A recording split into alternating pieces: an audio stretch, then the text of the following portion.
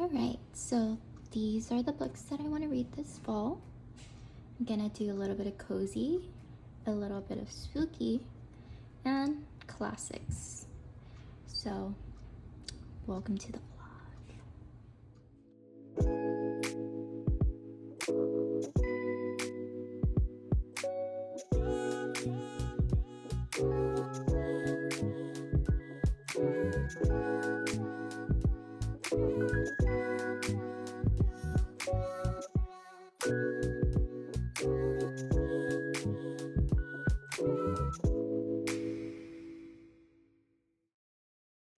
Hello book lovers, booktroverts, and cutesy stationery junkies.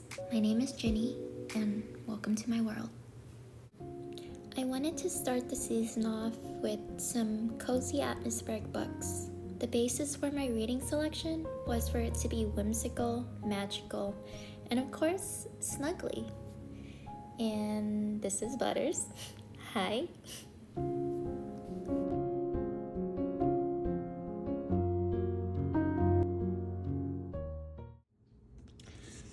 The first book that I want to read, well, actually I've already started it, is The Spell Shop by Sarah Beth Durst. Let's take a moment to really admire how cute this is. Look at it. If you haven't already noticed, it's kind of my favorite color. And then really quick, before we get into it, how cute. Well, this book is about a librarian named Kiela who flees the capital city of Elysium with her assistant Kaz, who is actually a plant that was brought to life by one of the other librarians. They arrive at an island called Cultree, which is actually Kiela's childhood home. Magic is forbidden for most people, only authorized for a select few to use. But Kiela brought a few of the spell books from the library she worked at in Elysium, and she begins casting small spells and opening a spell shop on Cultree. The book is similar to Legends and Lattes in the sense that it's a high fantasy and low stakes. I've enjoyed it so far. The author's writing is very smooth, and her descriptions allow for the readers to become immersed in the story. And here's an example of a passage I really enjoyed that spoke to my senses. She scooped up the basket and scurried back into the house, closing the door behind her. Sitting on a recently cleaned chair, she bit into one of the buns. Sugary sweetness exploded in her mouth, and she sighed through the bread. Closing her eyes, she savored every morsel. It was light, fluffy, sweet, and perfect. Had he made this? How? She added baking to the growing list of useful skills she didn't possess. Eagerly, she picked up the wedge of cheese and bit into it. Sharp, woody flavor filled her mouth, and she swayed a bit as she shoved more into her mouth. Cheese in the city was typically soft and bland, intended to be spreaded or melted, a side note to the main dish, but this, it demanded to be devoured.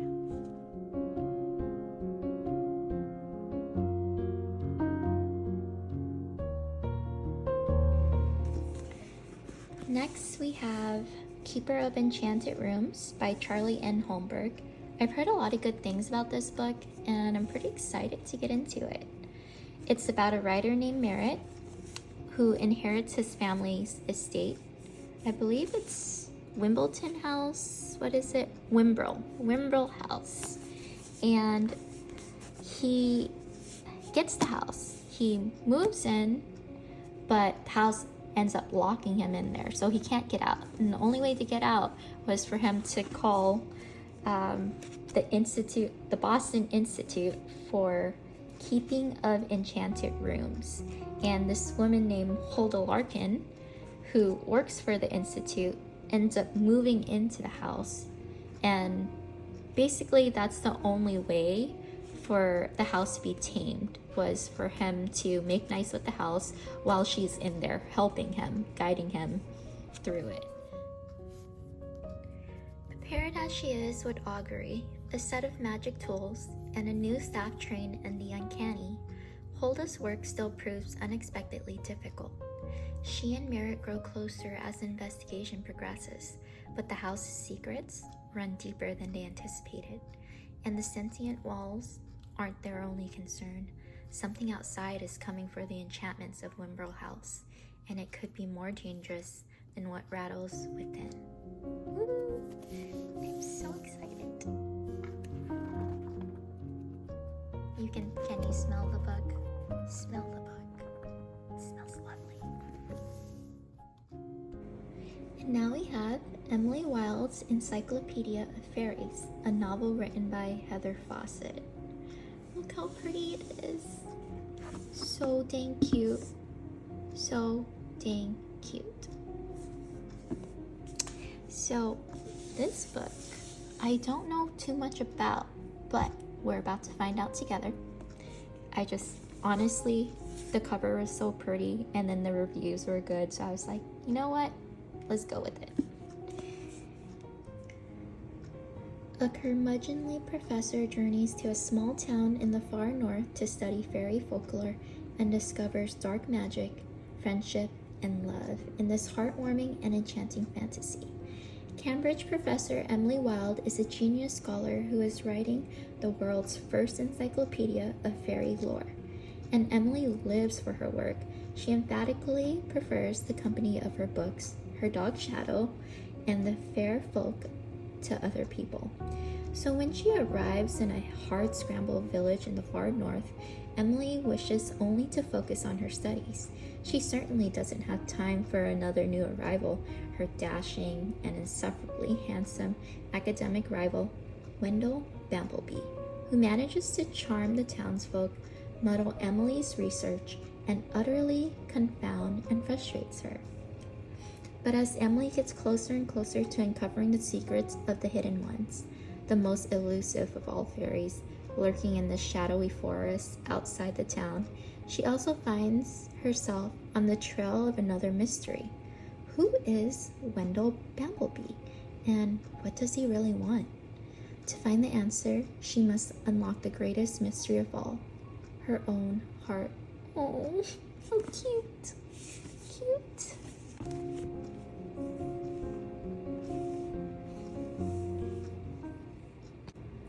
And our last cozy selection is After the Forest by Kel Witz. This book is a spin-off of Hansel and Gretel, and it takes place 20 years after the gingerbread house incident.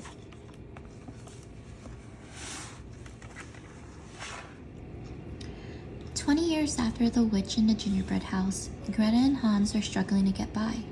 Their mother and stepmother are long dead. Hans is deeply in debt from gambling, and the countryside lies in ruin, its people starving in the aftermath of a brutal war.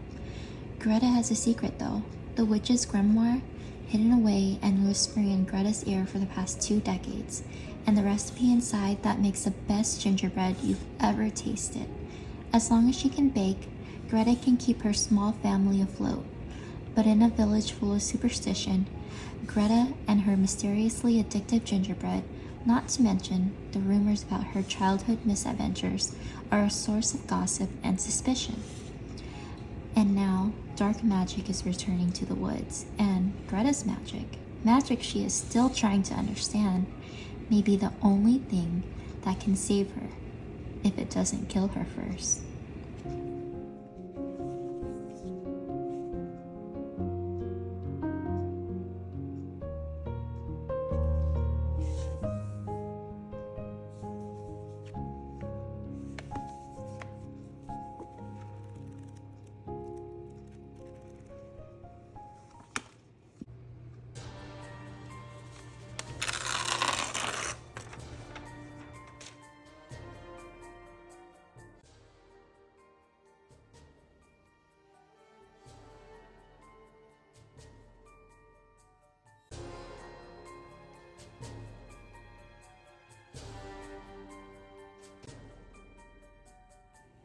So our first spooky pick of October, which actually turned out to not be as spooky as I thought it would be, but nonetheless it was still disturbing in its own right, is Bright Young Women by Jessica Knoll.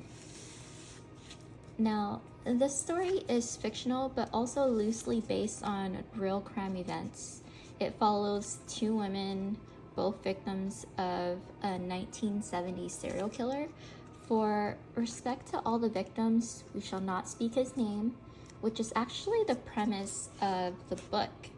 Instead of it giving infamy to the killer, it brings us into the lives and minds of the victims. One of the victims survived the attack on her sorority house and seeks justice for her sorority sisters, while dealing with the aftermath of the attack. I love this book for doing that. In a sense, it gave power back to the bright young women and put the serial killer in his place where he should have and always belonged. I love it. I gave it 4 stars. It's a good read. It's quick, easy, and compelling. I liked it. And look, Pinky.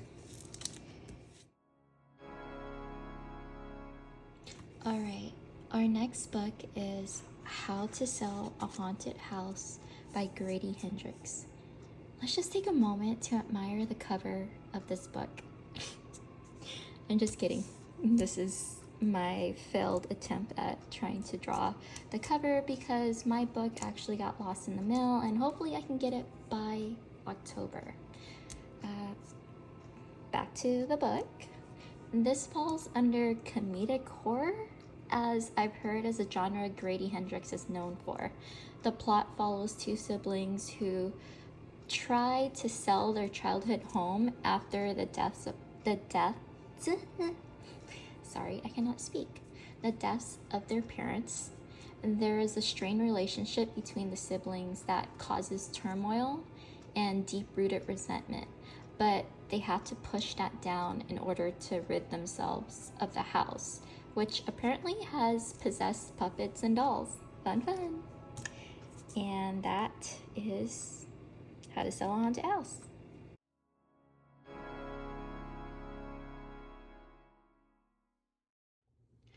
The next spooky read that I'm actually really excited for is another book by Grady Hendrix, My Best Friend's Exorcism.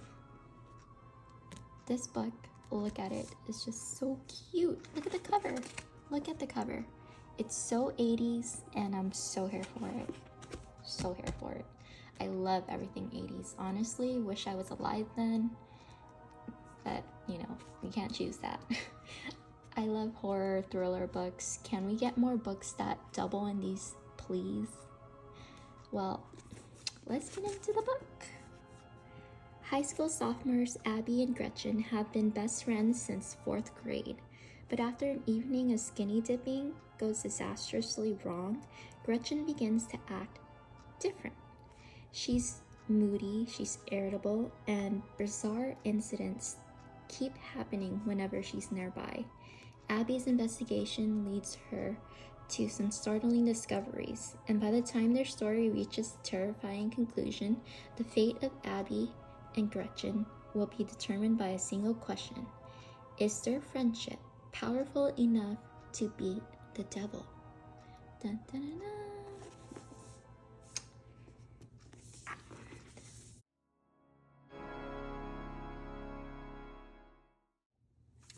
So I'm now just realizing, like 10 minutes ago, literally 10 minutes ago, that my next book, which is The Lake House, is written by the same author of The Spell Shop from my September to be read list.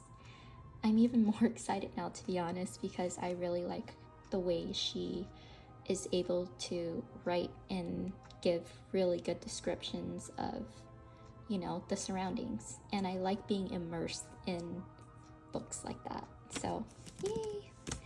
So, The Lake House follows protagonist Claire and 2 other girls as they stumble upon a burnt down lodge where their off-grid summer camp should have been.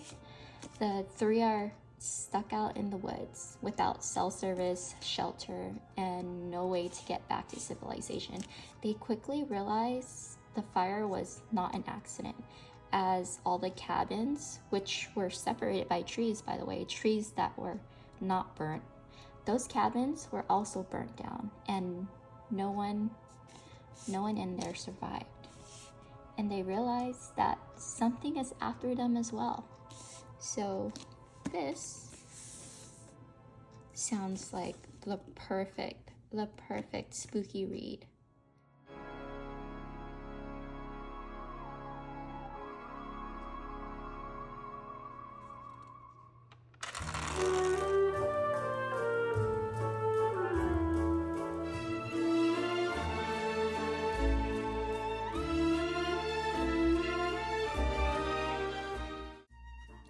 Welcome to a very Brontë November, and a promising debut novel that fits the vibe of Brontë, at least I hope.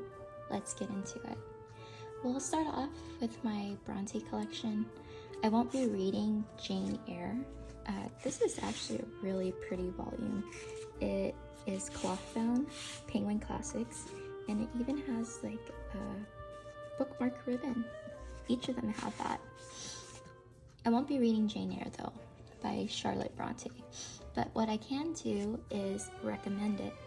I've already reread it earlier this year, and I still love it as I did the first time I read it.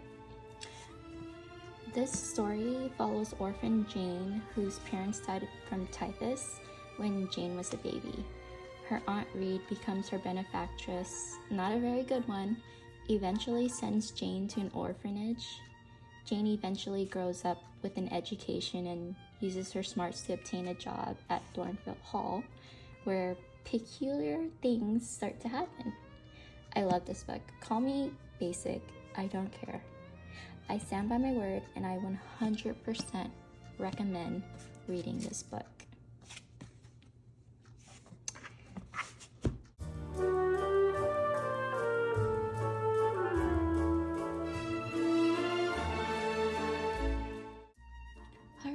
Kicking off my very Brontë November to be read list is The Tenant of Wildfell Hall by Anne Brontë.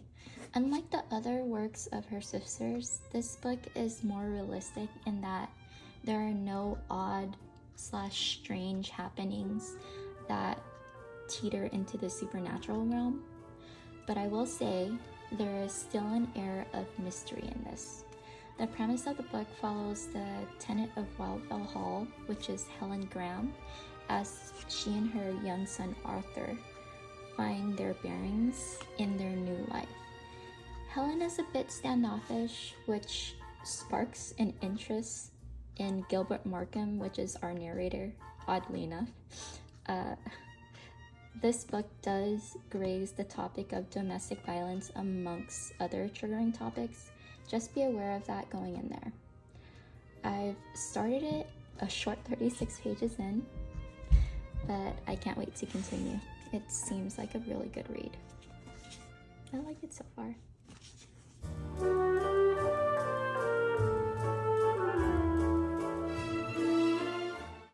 Alright, now let's get into Gothic romance. Specifically ones that take place during the Victorian era. The first book in this section I'm dying to crack open is Villette by Charlotte Brontë. When I read the premise of the book, it totally screamed Jane Eyre, but the more I looked into it, it had its own bones. Instead of being plot focused, the book dives deeper into the mind of Lucy Snow, our protagonist, as she works through her inner turmoil. After Lucy experiences a string of family deaths, she moves from England to Villette, which is a little French town. She becomes a governess for a wealthy family, much like Jane Eyre. There she finds love, loss, while dealing with her own mental instability. Or instability. I see mixed reviews on this book, but you never know if the book is for you until you've read it yourself. Villette by Charlotte Brontë.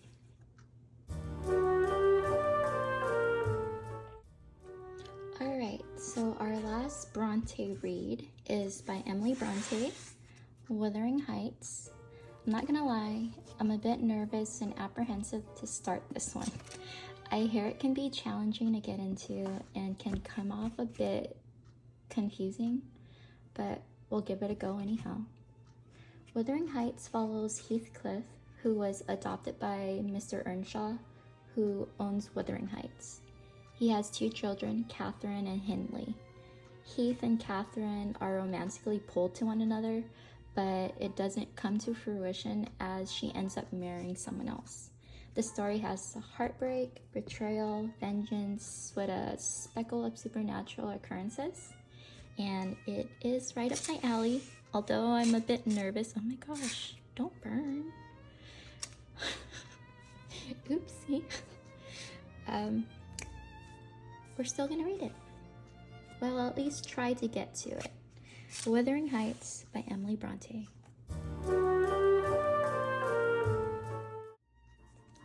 So this last book is actually not by a Brontë. It's a debut novel by an author named Catherine Colvin. It's called Dr. Darko, Sorcerer of London, a Victorian Gothic romance. That's what hooked me, to be honest. I was researching and scouring the internet for a book that has not been popularized to dive into. It looks good and sounds promising, and let's read the back. A dark sorcerer, his whittled apprentice, a Victorian Gothic romance for all time. In the midnight fog of Victorian London, the young widow Elizabeth Buckingham was destitute and alone, sustained only by her vow of revenge against whoever or whatever caused her Egyptologist, I think someone like an archaeologist who works in Egypt maybe, husband's uncanny demise. Everything changes when a mysterious encounter at a fortune teller shop leads Elizabeth to join the esoteric order of Magisophists, a secret society and college of magic. That was a mouthful. But with her new life comes new peril, and even the occultists of the order. Oh my gosh, it's way too dark in here. I'm sorry. Let's do this over again. But with her new life comes new peril, and even the occultists of the order dread the infamous Dr. Darko, a grim, brooding, demon-summoning professor of sorcery.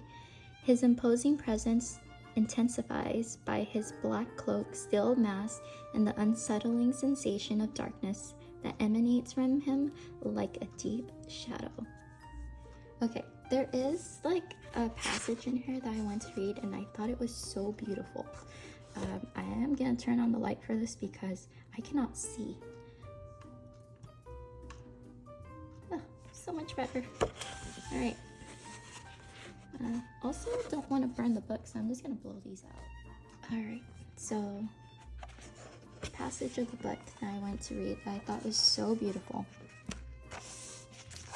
A power rose in me, like a shadow returning, a black tide gathering back into the midnight sea, and I stopped and let it pass with my silent terrors because it felt too much like him.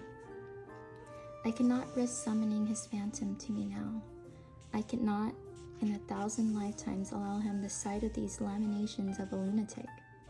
He was my professor, the deathly Dr.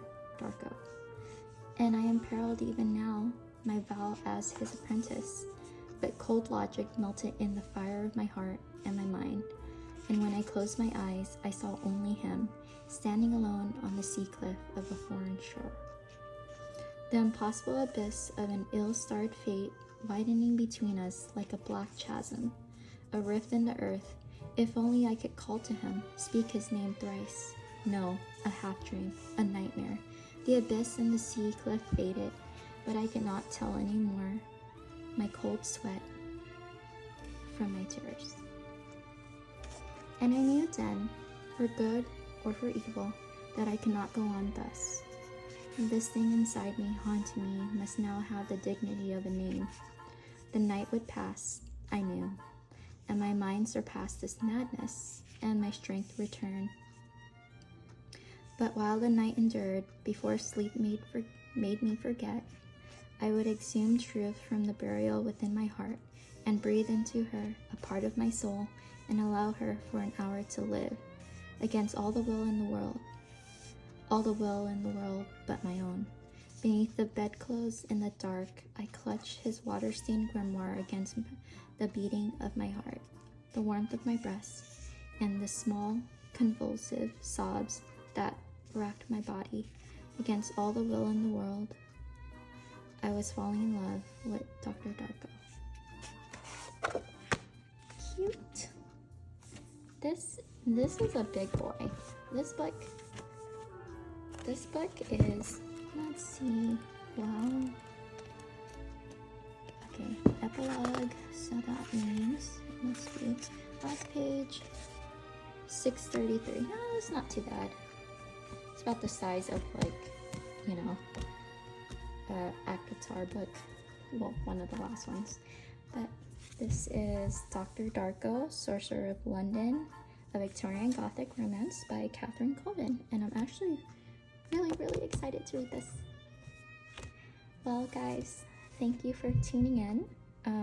I hope that my video has helped you choose a few books, or at least veered you in a direction of some books. And yeah, see you next time.